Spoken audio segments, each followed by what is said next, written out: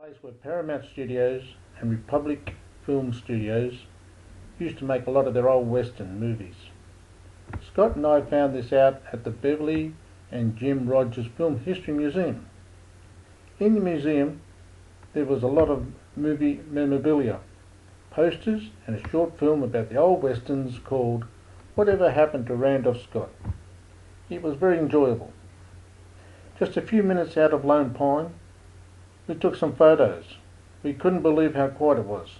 Not a sound. No noise from traffic or birds or anything. It was deafening.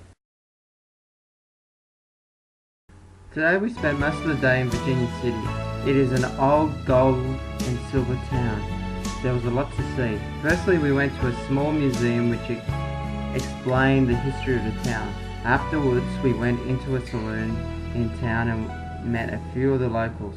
Most of them were well on the way to getting really drunk, and this was around 12 p.m. on a Monday. We asked one guy how long he'd lived in Virginia City, and he told us that he hadn't moved from his bar stool in 10 years.